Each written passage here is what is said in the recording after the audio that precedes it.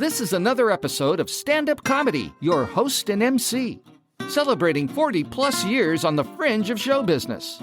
Stories, interviews, and comedy sets from the famous and not so famous.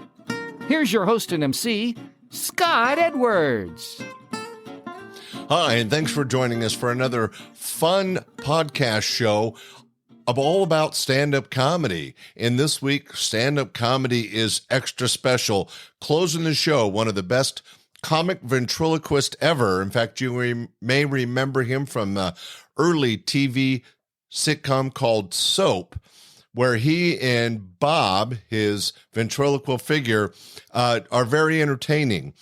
He's coming up at the end of the show. I'll explain more later.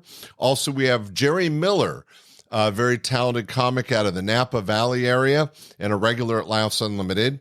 But before Jay Johnson and Jerry Miller, one of my favorite all-time comics. He was a regular at the club for over a decade. He's done tons of TV and was actually a regular on Baywatch, the TV show. That's right, it's comic Tom McTigue. Very, very funny guy. But we're going to start things off in just the right tone. This first headliner is one of the best comics ever to work the club. He was a regular on all the TV shows back in the day. He did the Tonight Show with Johnny Carson. He did the Letterman Show and all the other talk shows and entertainment shows. And he was a regular at my club, Laughs Unlimited. So let's kick things off with our first of four comedy entertainers. Ladies and gentlemen, let's hear it for Jimmy Aleck. My name is Jimmy Aleck, and I'm originally from Chicago. Oh yeah, Chicagoans up there? Too much snow in Chicago, don't you think? Nothing fun to do in the snow either, especially in Chicago. Nothing fun to do in the snow. I know a lot of people like to ski out here, but I don't understand skiers. I mean, why would anyone want to ski after watching the beginning of Wide World of Sports? I mean, why would they do this? I enjoyed watching the Winter Olympic Games on TV. You enjoy the Winter Olympics? Enjoy it? Did you find yourself rooting against the Russians, though, in the Winter Olympics? Did you find yourself... I don't really trust the Russians anymore. You know what I found out recently? They banned the movie E.T. Can you believe this? Yeah. They said they banned it for religious reasons, but I think they banned it because E.T. looked too much like the Russian women. I mean, you see those steroid women they send to the Olympics? I think it's unfair. I think it's unfair that a 5'2" blue-eyed girl from Iowa has to compete against a 6'4" bearded Russian woman. I think it's unfair. I learned to mistrust the communists, though, in Catholic school. I spent 12 years in Catholic school. Anyone else do time? People who've done some time? Most important thing you learn in Catholic school is do not get the nuns angry. I mean, you get sister mad, she's going to hurt you. I had a nun so mad once, she actually grabbed me by my tie, and as hard as she could, she went to fling me against the blackboard. Lucky for me, I was wearing a clip-on tie. Her hand hit that blackboard about the speed of light. That was pretty funny. I used to like to goof around a lot in school, you know, and sometimes girls do not appreciate my sense of humor. Have you ever done this, guys? You ever taken a girl to a drive-in, and then when she goes to the washroom, move the car? You ever done that? They do not think that's funny. Boy, when they get back in that car, they're angry with you, I'll tell you. They get back in that car, it's, I don't see the humor in that. Well, you didn't see your face, they come out of the bathroom, probably that's why. And girls are always smarter than me in school, too, especially in spelling. Boy, don't ever go up against a girl in a spelling bee. She'll make you look like a fool. I had a teacher once say, Jimmy Aleck, spell Ohio. O-H-I-O. Wrong. Mary Jane, capital O-H-I-O.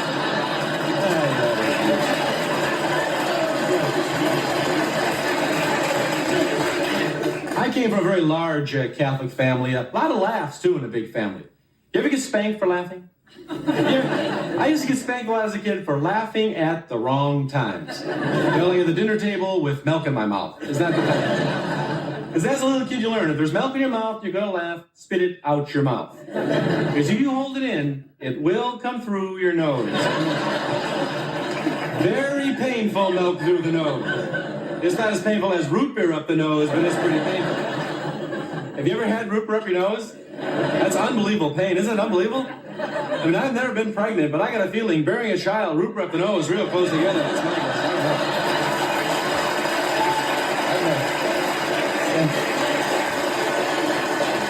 Now, when I was growing up, I always thought my dad was the boss because he was the disciplinarian in the family, But I was home a few weeks ago. My dad was getting ready to go to sleep, and he asked my mom for breakfast in bed. And he said it in that tone of voice, I want breakfast in bed. You know what my mom told him? Sleep in the kitchen. Married guys always seem a bit hassled to me. Like, single guys, why, we got it together. Have you ever seen a single man at the grocery store? We got it together. Just look on our cart. Beer, Twinkies, and pizza. We got it together. Married men, probably the most conscientious shoppers I've ever seen. Married guys always have lists with them at the supermarket. And they're always double-checking their lists. Because God forbid they should forget something on the list. Yeah, a married guy knows he forgets something on the list, his butt's going back to the store. He knows that. You can always spot a married guy at the supermarket. He has a list, cart full of great food, and underalls on top, Because those female products are tough for a guy to buy. I mean, you can buy them, but you gotta buy like real macho things along with them, Yeah, give me a 6-pack of beer, Playboy magazine, pantyhose, set of weights. Can I get those over here? You know what else I cannot buy at the store? One roll of toilet paper. I can't do it. I cannot go up to the cashier, put down a roll of toilet paper, pay for it, leave, and be cool. I just can't do it. I always get the feeling the cashier is looking at me saying, did you run out? I'll bet you're in a hurry then, aren't you, huh?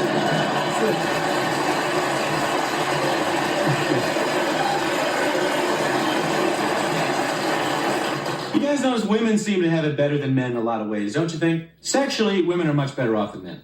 Woman doesn't want to do it, what does she say? Hey, I don't want to do it. Man will whimper and cry, but he'll eventually go to sleep. But you guys get the feeling that when a woman's in the mood, we better be in the mood too? You guys get this feeling? You get the feeling we said we don't want to do it, we won't be doing it for a long time? Hey, good night. Thank you.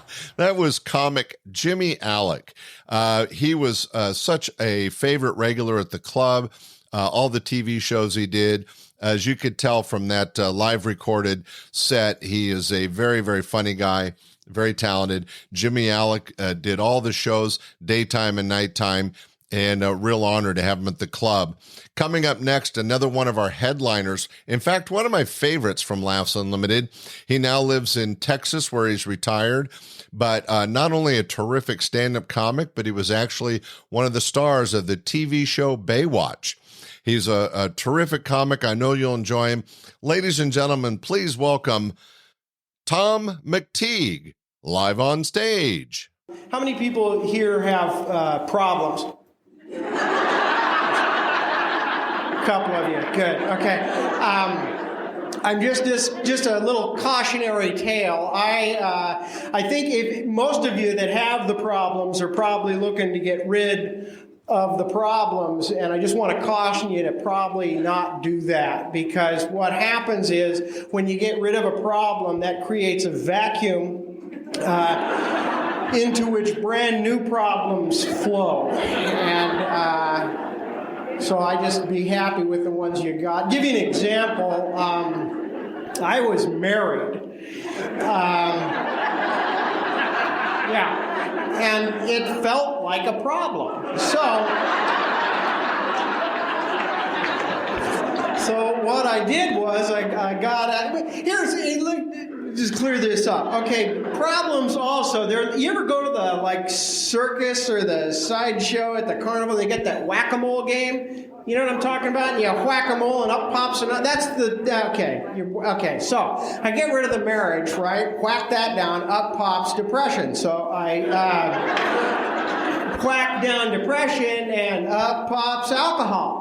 And so I whack down alcohol, and up pop smoking. So I whack down the smoking, and up pop, hey, I'm fat. I started working out like a madman. Now I'm not depressed, I don't smoke, I don't drink, and I'm not terribly overweight anymore, and I'm thinking of getting married again.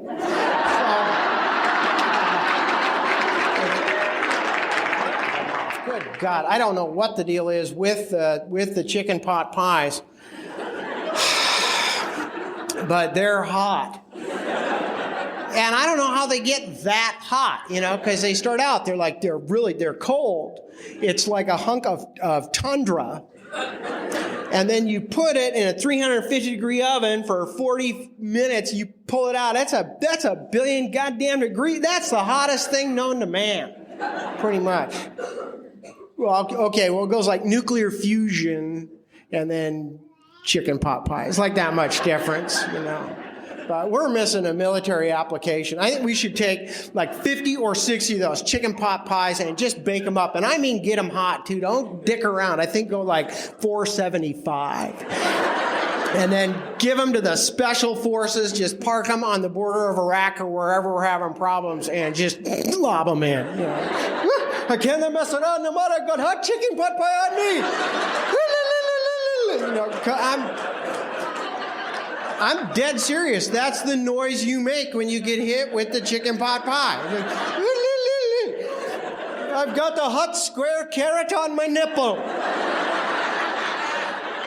It's not fair. This is supposed to be a no pie zone.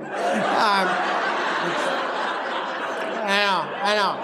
You guys are going, it's funny, but it's not a very good Iraqi accent. And you're right. It's better as a Pakistani or an Indian accent. But they're not really in the news that much. They probably don't even sound like that, but damn it, it's fun to talk like that. It is, you know. You can say anything you want with that accent, and it just comes out sounding fun. Can I put my finger in your butt? You see what I'm saying? Because if you come up to someone and you go, can I put my finger in your butt? 9 times out of 10, people will go, no. But if you go, can I put my finger in your butt? You'll be amazed how many people go,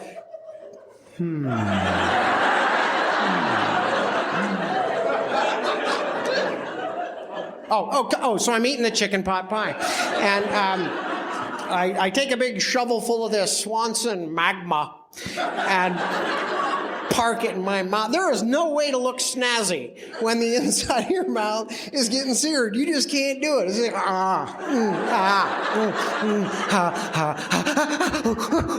trying to cool it down with that little 98.6 breeze you got blowing through your noggin, you know. I finally spit it out, and at that point my cat goes, well, I'll eat it. And if you've never seen a cat go, it is but funny. And she spit it out. Oh, man. That is a noise, no kidding. I could live happy the rest of my life without ever hearing again the sound a cat makes puking. It always happens at the worst possible time. You're like sound asleep, the covers are pulled up tight, you're just snug as a bug in a rug.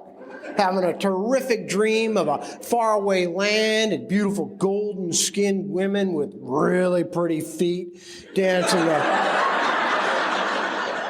the hula under the shadow of some big, hot volcanic eruption.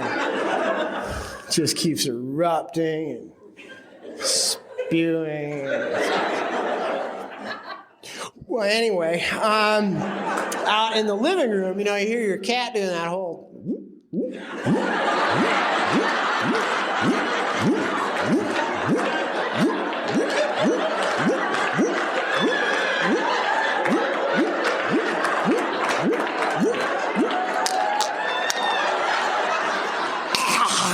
And you're just like. And you don't want to go out there, but you have to find out where it is, you know. Because if you don't find it tonight, chances are you'll find it in the morning, you know, with your foot. And by then it's all cold and creamy and gets up between your toes. Then you got to find a popsicle stick, and they're not always handy. And it's not even puke either, because at least puke's puke. It's got a landmark, a pea, a carrot, something. Nothing in this. It's just it's bubbles. It's this viscous, hairy, cooling pile of cat gack. But you know what's kind of gross about it? It's always got that little blade of grass garnish on there. A freaky sushi chef came in the middle of the night, you know. Ooh, pay attention, kitty-san. Presentation is everything. Nice crowd. Thank you so much, by the way, for laughing. I always find comedy it's so much better when the audience laughs. Feel free to not laugh too, though. By the way, don't be laughing at stuff that you don't think is funny, because when you laugh, you're my barometer, and then I think whatever it is that I've said is funny, and I kid you not, I will tell it again. I'll tell the same stupid joke to a different crowd someplace else, and they'll just sit like bumps on logs, and I'll have to go, "No, sons of bitches, go set me up."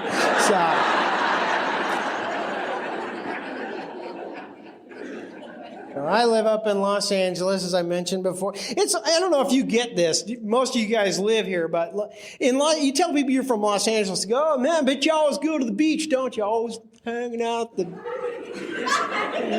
I don't go to the beach very often. A couple of reasons. One, I'm afraid of getting bit by a shark. Although I was reading the newspaper, this shark expert was being interviewed, and he said you're more likely to get bit by a pig than bit by a shark. And I thought, perhaps.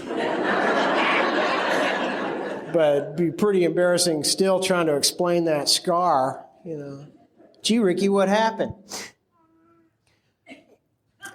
Okay. I was swimming about 100 yards offshore when all of a sudden this big freaking pig surfaced. Seen that curly tail just cutting through the white caps, and I could hear him just, he was gaining on me, man. It's like a scene out of that movie Jowls. But the main reason is every time I swim in the ocean, I'm just amazed at all the parts of my body sand can find. Keep forgetting I have nooks and crannies and want to go for that refreshing dip in the surf, and I come out crunchy.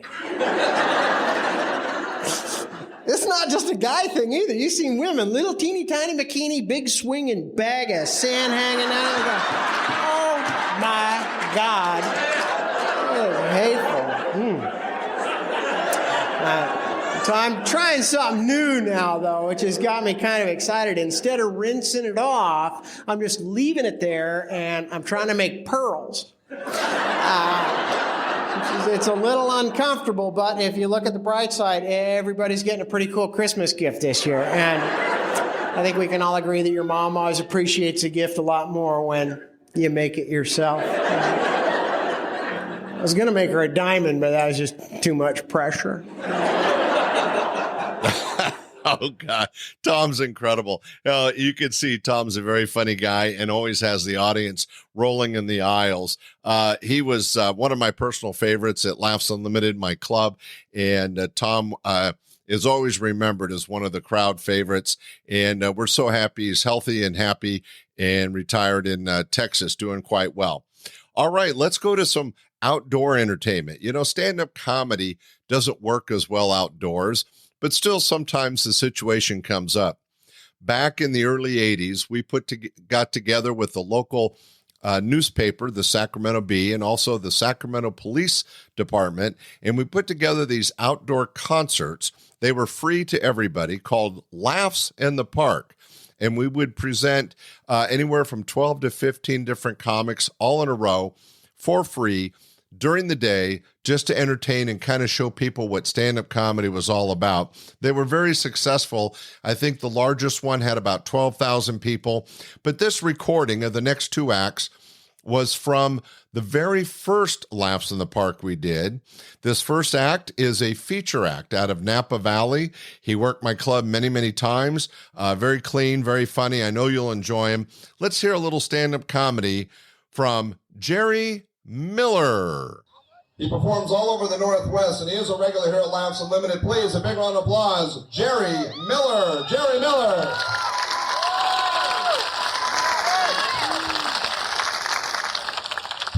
Scott Edwards. So how's everybody doing? Sacramento, how are we? Across the lake, huh? Woo!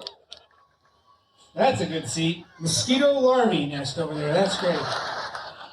I'll have you know if you gotta go pee-pee, Fairyland's the place to be, right there. Don't do it back here unless you know a song.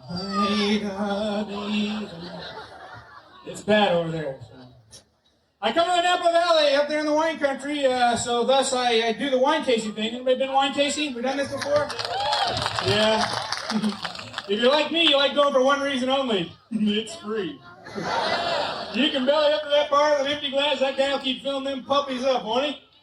Yeah, but I hate the guys that work there, though. You see these guys? Yeah, this is a Chardonnay. It's got a light bouquet.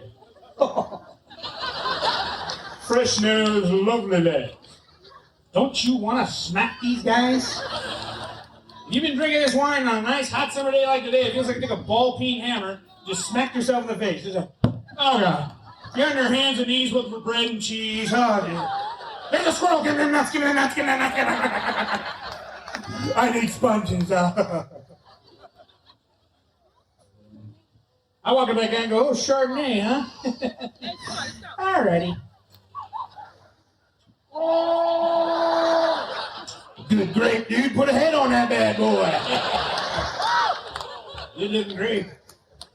So I've been playing a lot of comedy hot spots. I was in Fresno, where lizards go to die. That's right. Right after that, I jetted up into Stockton. We got some people in Stockton here. Yeah, the Stepford City. It's like playing the trout. You look in the audience, everybody's going. Up in the great Northwest, Spokane, the Missoula, Montana. Oh, God. Everybody's got these big old belt buckles. They're about this big. I can pick up satellite with this. Yeah. You're funny, you're great, you're funny. But you ain't no rodeo. Ain't nothing as funny as a rodeo. And that was a women, so I'm real glad to be here. We got a lot of kids, a lot of families, a lot of parents. I'm a parent myself. It was a scary thing. I cast my seeds into barren ground for years and years and years. Next thing I know, she was as fertile as potting soil. We had twins. Oh, thanks for your sympathy. It was a scary thing. Went to the doctor when we found out she was pregnant. Her doctor was a little guy, little Elmer Fudd type guy. We walk in the doctor's office. He's standing there going, hello. I'm your doctor. Well, I smacked him.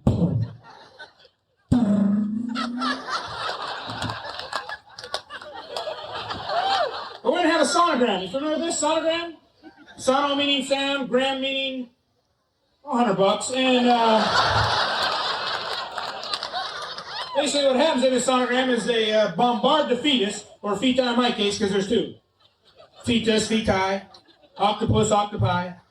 It's plural, honey. We're in Stockton, holy God. But they get this dippity-doo type stuff. It's like, then they get this machine, kind of looks like this. Like, and out pops a little Polaroid picture. Just a little Polaroid. Just, basically, it's got the clarity of Etch-a-Sketch. Now, Dr. Fudd, he's happy as can be. He looks up at me and says, well, there they are. I smacked him again.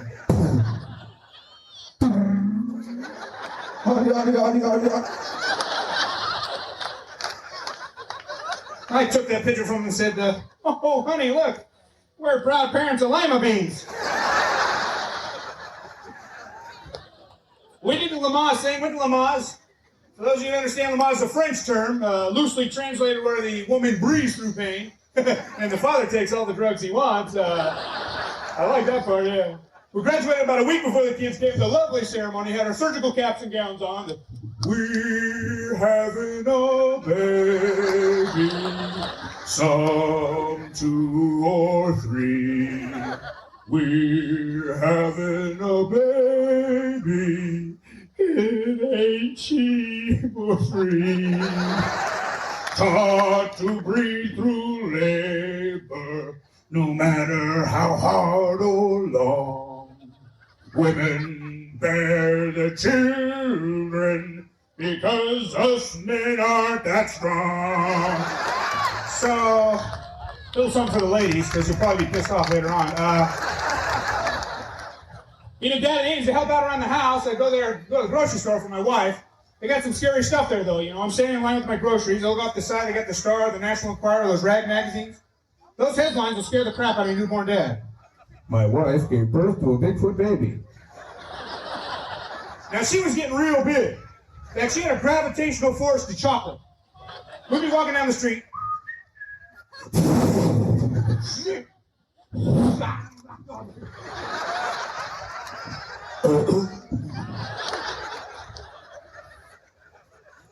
She was getting real huge towards the end there, real giant. In fact, when you get into bed at night, I'd pull out flashlights and go, "Okay, honey."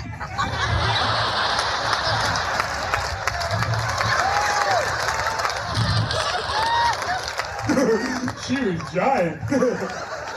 Her boobs got real big, too. Oh, yeah. She went from nothing to wow. But you can't touch them. They're not for you. That right on there's a little red circle with flash with no titty. Kids are pretty wild, though. Being a dad now, I can tell when they got a big boom boom in there, They filled up them diapers. They got those big rotund diapers on, If they fill them puppies up, I can pretty much tell. I just kind of set them down on the ground and push them over. And they come right back up again. Oh, honey, oh, jeez. Oh, God, it's a bad one. Bring them up. Give me a bunch. I got yard work. I'm out of here. Dads are different. Dad will walk in the house, pick up that little baby. Holy cow. Oh. Honey, here it is. Either that or the dog's in here. Pick him out. I don't know. Women are different. Women are superhuman. They'll pretty much pick that little baby up, stick their hand right down the back of that diaper. Oh, look at little Jewel Junior left there. How about that, huh? All righty, put it in his book, huh? Oh, perfect, honey. Yeah, that's great. Kids aren't too obvious about pooping either, are they? No. You can pretty much tell, though. Just look at them standing there in the corner. It's pretty obvious. Just that look on their face.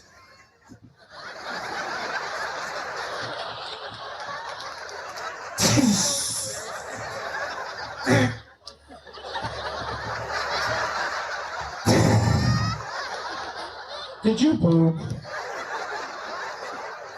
Dad. Oh, perfect. Yeah, put it in your book. All right. My daughter's doing goofy things now. We had a boy and a girl. She's raising her dress, showing everybody her belly. Belly. Belly. She's not dating until she gets over that. I gotta draw the line somewhere. I'm not gonna raise my kids like my folks, for obvious reasons. You plant cabbage, you get cabbage. My mom was a graduate of Joan Crawford School of Discipline. See that prerequisite 500-foot radius arm reach? It'll reach out and grab you, insert the fingernails, and drag your little butt back and say, I'm good enough, thank you. We go for a ride in the car. Mom's driving the car. I'm in the backseat. My sister poking her in the eyes, pulling her pigtails, slugging her in the face. You say, Mom, tell Jerry to knock it off. Mom, tell him to stop it. My mom go, well, you two want knock that car. Do you want me to pull this car over? We can turn around right now.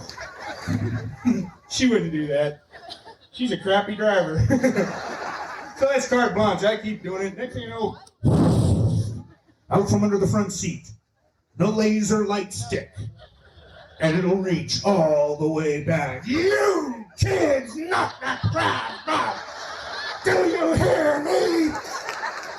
I just grabbed my sister. Jesus!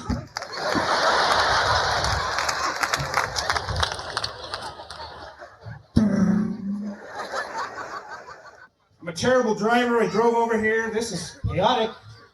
I blamed it on my instructor, Henry Wu. Chinese driving instructor. It was terrible. We got out there. He said, all right, you stop car now, okay? All right, pull on your blinker. Turn right, left hand blinker. Let's go. Okay, go. Here we go. Green light, stop. No, green, stop. Green light, stop. All right, yeah, perfect. All right, keep a blinker on. Just go straight. That's all right. Oh, boy, here we go. Parallel park. I'm a crappy driver. Make a difference between men and women's way we watch TV, isn't it? Yeah. Men watch TV much differently than women, don't we? Getting that big old Barcalander, got our feet propped up, got popcorn on one side, beer on the other, and the pseudo-cat alive. The remote control. Channel changer. We rule the world. ABC, CBS, PBS, ABC, CBS, PBS, movie. Big time wrestling! My wife looks at me and says, hey, you can't watch those shows. I want you later. Go, you want to TV. You can't watch that. I turn to my wife and go, mute. You've been great, Sacramento. Good night. Have a good time. I enjoy the rest of the show. Jerry was a good feature act and one of my regulars, really terrific guy. It was great to be able to share some of his stand-up comedy from my very first Laughs in the Park. But to end things for today's stand-up comedy show, I'm bringing you a very special treat. One of the best world-class comic ventriloquist ever to work our club and actually ever to work the country, Jay Johnson. You may remember that name. He was one of the stars of the early TV show Soap, which was very, very funny and very popular. In fact, Jay played a ventriloquist on the show, and he and his ventriloquial figure, Bob, went on to fame and fortune on all the TV shows. He made appearances in other sitcoms, but he's probably most famous for his regular position on the TV show Soap. And we had him as the closing act at this Laughs in the Park concert. What's interesting is he's a comic ventriloquist. This was such a successful event. There were thousands of people, and many probably couldn't even see if he was moving his lips or not. But still, great comedy entertainment. And let me give you a little hint. Early on, he does a joke about the smog in Los Angeles, and when he goes to cough in his hand, he had all these feathers fly out. It was very funny. You'll know exactly what I mean when you hear it.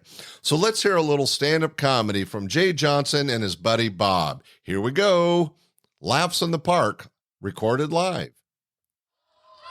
Please, a gentleman you recognize from the TV Soap where he played Chuck and Bob.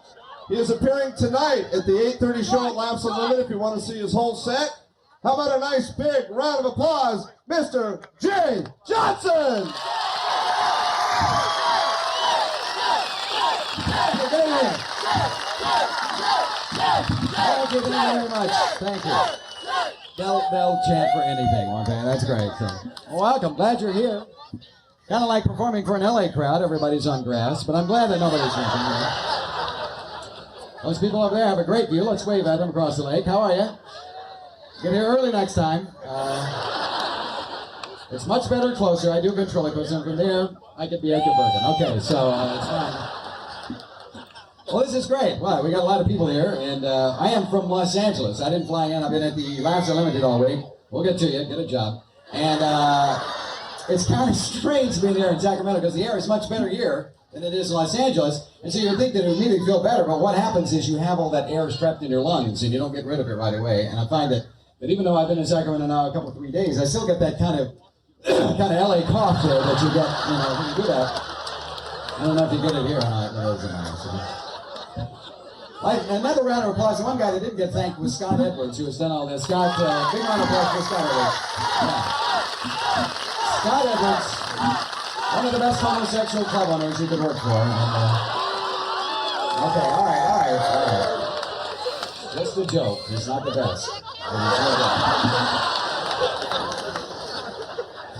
You seem like a nice bunch. Glad you're here. I had to fly in. I'm convinced that what would make news now is a plane that lands with all its parts. That's all you hear anymore is like airplanes that land without their parts. So I figured, well, I'm going to land. So the one they always show too is that Hawaiian Airlines. They landed without a roof. That's a little concerning to me. The stewardess tell you right up front, she says, if the cabin pressure suddenly drops, then an oxygen mask will fall from the roof and just breathe normally.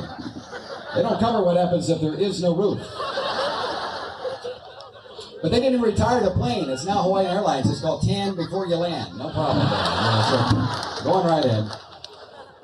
Because the whole thing, we've had to pass some laws now because of the way the world is. So we've had to pass some anti-terrorism laws. But in America, we don't want to pass anti-terrorism laws because we might want to offend somebody that might be a tourist living in the United States. So you have to disguise those laws. And the government came up with a great compromise. Came up with a law called non-smoking on airlines of under 2 hours in duration. Have you heard this law? It means you can't smoke from here to LA. Theory being that no hijacker in his right mind would hijack an airplane when there are 20 smokers that haven't had a cigarette in 2 hours. So it's working.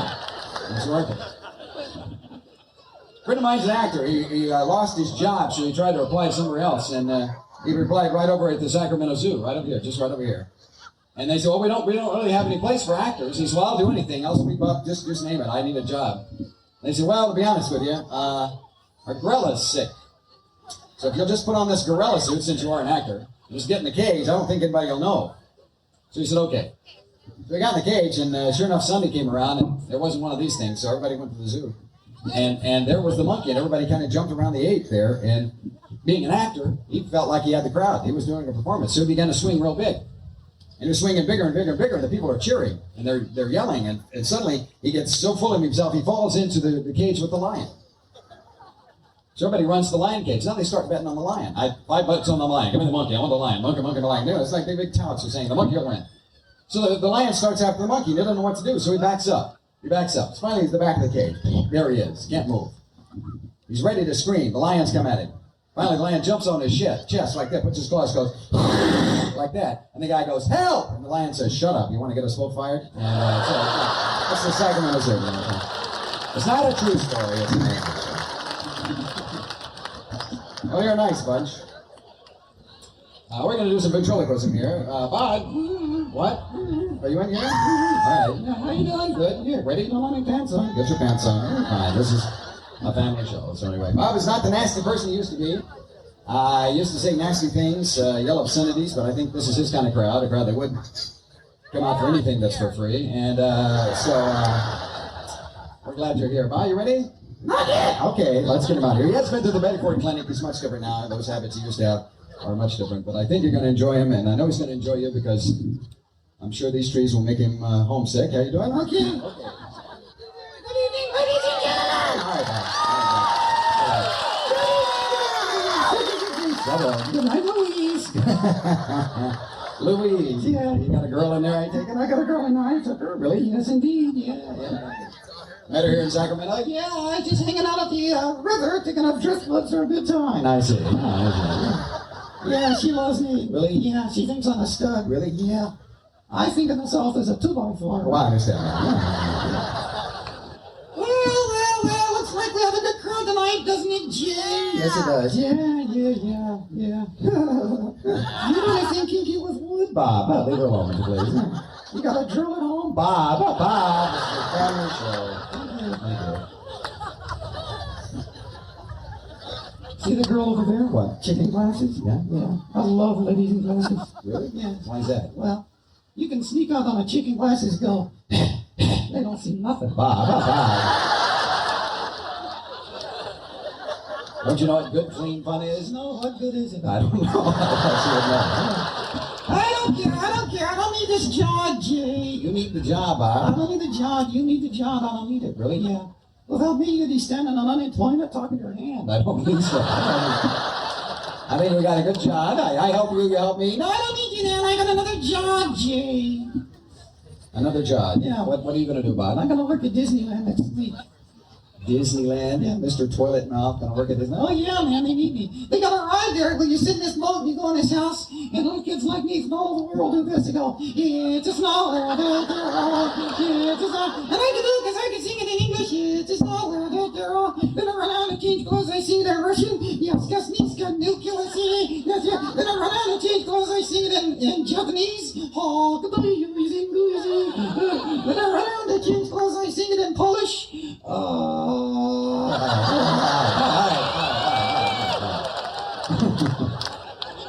Bob, do you see how big this crowd is? Yeah, you understand there might be some Polish people in the audience? Yes, I can understand that.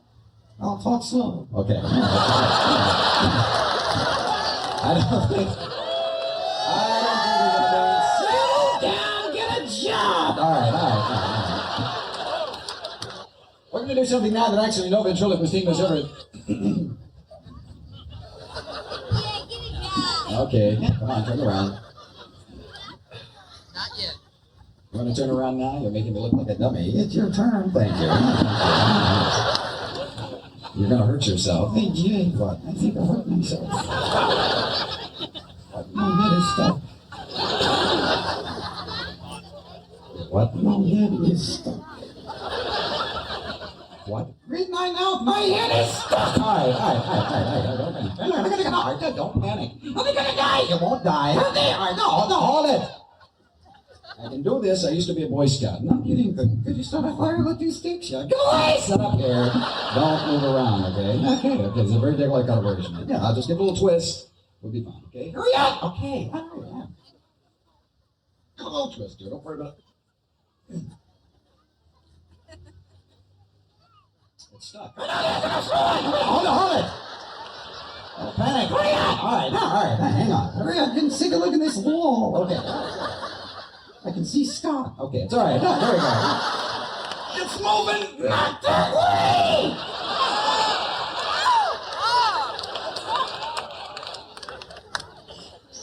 Guess that kind of hurts, huh? Try it sometime. Okay. Feeling better now? Yeah. I got a joke. You know what you call a nun that dresses up like a guy? What? A trans sister. Get a job.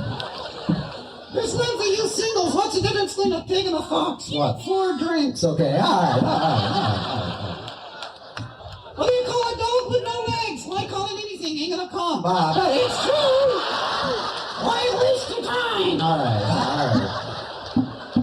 I don't care. I don't need this job. You need the job. I don't need the job. Can I ask you a question, Jay? Jay? You gonna ask me a question? Yeah. What is it about? Well, this is an old comedy show at the park, isn't it? Sit down! All right, wait a minute.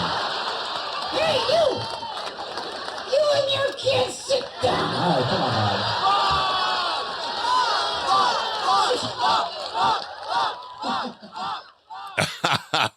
Wow, that Jay Johnson, he is a funny ventriloquist.